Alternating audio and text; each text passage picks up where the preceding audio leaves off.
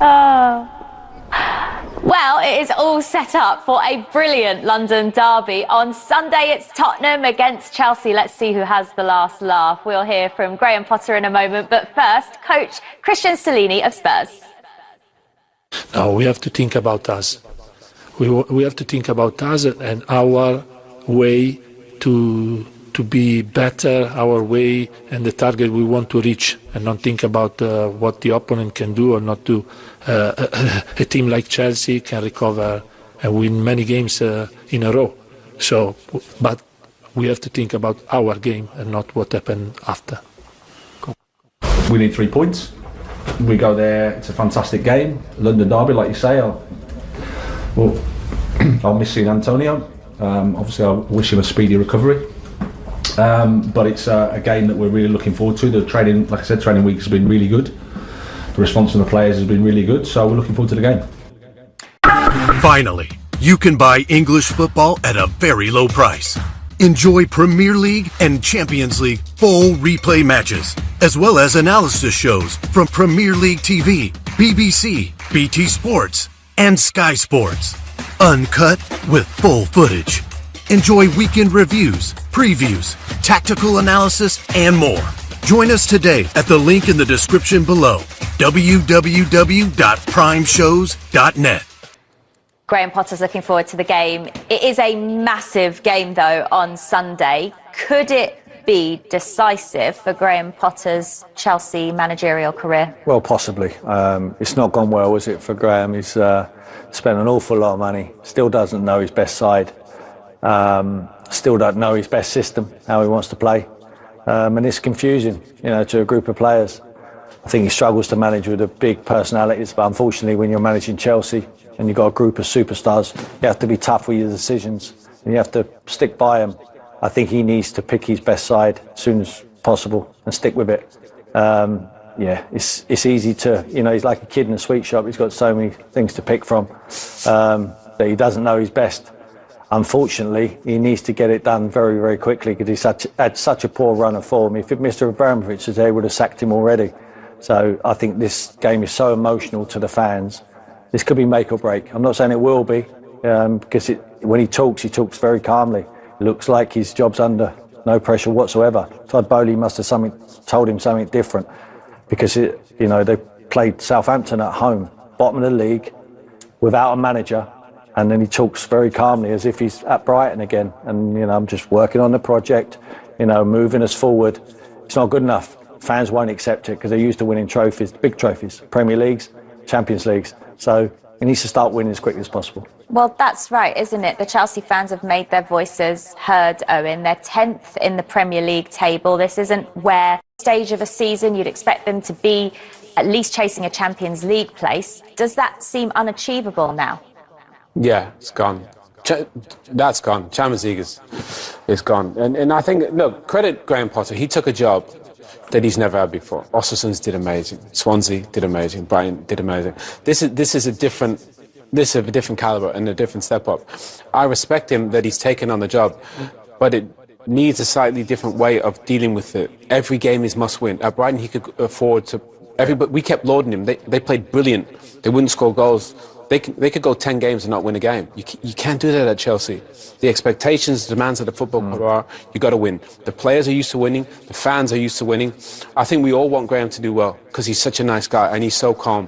But the problem is he needs results and he needs them really quickly. This is not the type of game that you want to go and get results against Tottenham, a team that plays on the counter-attack. It feels like it's set up for Tottenham. But Mudryk, João Felix, Kai Havertz, Mason Mount. I mean, they got so many, Enzo Fernandez, Thiago Silva. They got so many world-class players that they got to find a way to make something of that. Chelsea can't be 10th with that group of players. They've been missing so many chances, though, Tim. Yeah. They've not been able to put the ball in the back of the net. That's been their biggest issue, particularly since the turn of the World Cup, after the World Cup, I should say, when they came back from that break. Yeah. Can you blame the manager for that? Well, no. But you can say with every manager who's still in a job or lost their jobs, everyone misses chances, but you need to create more. There's no excuse. When you're playing the bottom of the league side without a manager, there's no excuse for not winning the football match. You cannot get beat at home to Southampton. And it feels to me like we're talking about Graham Potter at Brighton and Chelsea. He struggled to score goals at Brighton. He's struggling now to score goals at Chelsea. De Zerbi's not struggling to score goals at Brighton, and he's got the same group of players. So it's, as a manager and you're a talented coach, you need to find a solution, and he needs to start very, very quickly. Yeah, like everyone could look at it from the cold light of day and say, look, he's had chances, and it's up to the players to stick. Finally, you can buy English football at a very low price. Enjoy Premier League and Champions League full replay matches, as well as analysis shows from Premier League TV, BBC, BT Sports, and Sky Sports. Uncut with full footage. Enjoy weekend reviews, previews, tactical analysis, and more. Join us today at the link in the description below, www.primeshows.net. The ball in the back of the net. But unfortunately, when you're a manager, everyone in the league misses chances. You have to take the stick. If you're not getting the results, you're wrong. You're doing something very, very wrong. If you win, everything's right. Have you seen any improvement under Graham Potter? I would be lying if I said yes. I think Don't lie to me, Owen. I think everybody likes Graham and everybody wants him to do well because everybody realizes it's a completely different job and a huge step up. But sometimes if you watch Chelsea play, it's possession, but there's no real purpose to it. And maybe that's because he doesn't have a centre forward. Maybe that's because Kai Havertz in there and he's dropping off and everyone's linking. But if you see that, interesting, those stats, you know, shots-wise, they've had plenty. So I'm just still amazed that they spent 600 million and don't have a centre forward. But they'll give him time. But everyone wants time. Do you think they will, though? Yeah, with £600 million spent or more, and again in the summer they'll have another transfer window, he will turn it around, but so will anyone. With that, you know, with that riches at your disposal, you will turn it around in the end. But it's just if the fans have got the patience, because in the end they will start talking, they'll start shouting louder and louder, and Todd Bowley will have to listen. And there will be a lot more managers out there. At the moment, people say, well, who do you bring in? It's Chelsea. It's Chelsea. You can go and get any manager in the world. Whoever you want to get, you can just go and get them. Bar, I would say, Pep Guardiola. But I think if Kante comes back, you know, every team he plays in, he makes better. You know, whether it's Leicester, whether it's Chelsea, whether it's France. So I think if they can find a way to get him back fit, I think he's just back into training now. That makes a huge difference. I think that covers up a lot of the issues. Then Fofana, even, you know, they got a lot of good players. I don't really see the benefit in changing. You know, get everybody fit.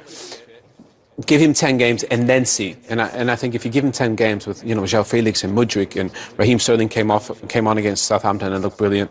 There's so much firepower in that, you know, Kovacic and Enzo Fernandez, you know, they should find a way to make it work. But Champions League is finished for this season. Big test against Spurs then. We, of course, continue to send our best to as he continues to recover from illness, Tim. Yeah. But Christian Stellini's doing a marvellous job in his absence, isn't he? Yeah. 3 games, 3 wins. No, he's done peasy. well. It's almost like there's a little bit more freedom, especially with the wing-backs. I mean, they get themselves... See the 2 wing-backs combined here. Davis, you know, Emerson Royale just slides that one past. I mean, he's a different player, that boy. I mean, when Antonio's not there, they seem to play with a little... Exactly what I was thinking too. Yeah, but it seems like when Antonio's there at the side, they're a little bit more pragmatic, and he sits them in a more defensive unit. Sonny comes off the bench there with a fantastic attitude, and Harry Kane just sets him up. That's what we want to see him back to his best. They're a threat. Anyone who's got Son and Kane in their side is a real threat. So I think Graham Potter won't relish going to the Tottenham Hotspur Stadium because they beat City. And you never know what you're going to get from Tottenham. They're inconsistent, just as good as all of them. You know, inconsistency has cost them this season. But when you have a look at it, they're 4th in the league at the moment. They're in the FA Cup. They're in the Champions League. And I think they'll beat AC Milan in the reverse leg. So it's not all bad. You know, it's just that sometimes it's been a horrible, hard watch. You know, but if you started now and you just arrived and you had a look at where Tottenham are, you say, yeah, pretty good season up to now. But now they got to kick on. They got to finish it off. I had this conversation with, jumped into a taxi in London the other day, a black cab, and the taxi driver, he was chatting football, Tottenham fan, and he was moaning. And all the Tottenham fans, you ever talk to them, they all moan about the position they're in. They moan about, you know, the position they're in. I'm thinking, yeah, but you're 4th. You're in the Champions League. You got the best stadium in the country. You got the best training ground in the country. You know, be happy. This is where they are, I think, you know. So if they can finish top 4 and potentially win a trophy, that is fantastic for what Tottenham is. For some reason, they have this negativity, and they're all skeptical about, you know, we're going to do a Tottenham. No, Spursy. Yeah, Spurs. No, you're a really good side. You're a much better side than you give yourself credit for. But this is a huge game for them, because if they can finish top 4, you know, after all the issues they've had this season, then I think they're onto a winner. Yeah, Tim, you said right at the start, it's an emotional game. This one can get quite fiery, can't it? We know about a lot of the previous matches and the times that they've faced each other before. So what do you think the result's going to be this time round? Because there is quite a lot riding on this one. Because of home advantage, I'm going to back Tottenham. With Harry Kane, I think he likes scoring in London derbies. I think they might just have the edge in this game. It is going to be, you need to, if you're Graham Potter, you're going to need to send your team out with a lot of confidence. And you need to forget what's gone on in the past. They're on a terrible run. And you give them the freedom to go and play. Without doubt, they've got the players who can win this football match. Of course they have. They've got the best players. If you look at the two teams, they will have the best players. Harry Kane is obviously the best player on the pitch. But take him out of that, pound for pound, you've Chelsea players, but they're not the best team. If Tottenham turn up and they produce the performance like they did against Man City, they'll win the game. So I'm going to go with them. Did Tottenham edge it for you? Yeah, I think confidence is such a huge thing in sport, in football, and Chelsea don't have any. And, you know, and Tottenham in a good run of form. So I think if you're a Chelsea player, you're in the warm-up thinking, you know, we could be in trouble here. And that's always quite dangerous. But, you know, João Felix, I love watching him play. This guy is an absolute superstar. Mudrik's going to get firing at some point. Enzo Fernandez, we've seen, he's not afraid of the big stage. So they need somebody to step up. They are young guys, but they're good players. I think if they can step up on this, you know, they can kickstart the season. Yeah. But I think Spurs have a little bit too much on the counter. The problem we got, Jules, is we don't know how he's going to play. Is he going to go 4 at the back? Is he going to go 5 at the back? This is Potter. And we don't know who's going to play. And not only we do, we're second guessing, nor do the players. And not till an hour and a half before the game is he going to pick that side. And I don't think they would have trained it with any. If I'm playing in midfield, I want to know what Owen's doing every single way. I want to know we have a relationship, and it's telepathic. He cannot build that without playing together on a regular basis. Unfortunately, that's where he is at the moment. So he needs to stick with it. He needs to get a positive result doing that, and then play your fittest team. Yeah. Finally, you can buy English football at a very low price. Enjoy Premier League and Champions League full replay matches, as well as analysis shows from Premier League TV, BBC, BT Sports, and Sky Sports. Uncut with full footage. Enjoy weekend reviews, previews, tactical analysis, and more. Join us today at the link in the description below, www.primeshows.net.